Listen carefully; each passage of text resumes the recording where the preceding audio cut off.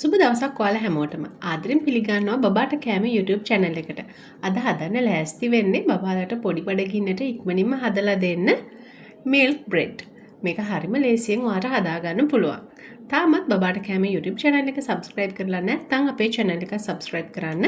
ඒ වගේම bell icon එකත් click කරලා අලුත් videos දාපු ගමන්ම දැනගන්න. මුලින්ම බටර් ටිකක් pan එකට දාලා බටර් ටික හොඳට දිය වෙන්න අරින්න. ඊට පස්සේ පාන් පෙති දෙකක් අරගෙන බටර් වලින් ටෝස්ට් කරගන්න ඕන. පාන් පෙත්තේ යට ටෝස්ට් වුණාට පස්සේ අනිත් පැත්තත් ටෝස්ට් කරගන්න ඕන. ආපහු බටර් චුට්ටක් දාලම ටෝස්ට් කරගන්න. එතකොට රස වැඩි. මේ විදිහට ටෝස්ට් වෙන පාන් එකට උඩින් දැන් අපි දාගන්නවා ෆ්‍රෙෂ් මිල්ක් ටික. ෆ්‍රෙෂ් මිල්ක් එක මම සීනි චුට්ටක් දාලා දිය කරලා තමයි අරන් තියෙන්නේ. දැන් පාන් පෙති දෙක උඩට මේ විදිහට කිරි එකතු කරගන්න. කිරි ටික එකතු කරගත්තට පස්සේ විනාඩියක් විතර පාන් පෙත්ත මේ විදිහටම පෑන් එකේ තියාගන්න. ඊට පස්සේ අපිට පුළුවන් මේක බබාට කෑමට දෙන්න. ඔන්න ඔය විදිහට තමයි මම මිල්ක් බ්‍රෙඩ් එක හදාගත්තේ.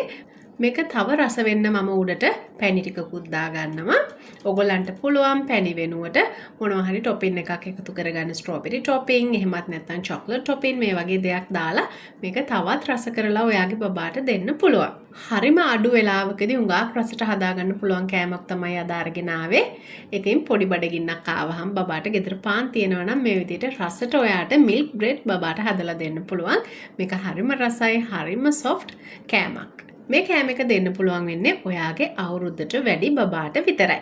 එහෙනම් අලුත් වීඩියෝ එකදී අපි ආයෙත් දවසක හම්බ වෙමු. හැමෝටම සුබ දවසක්.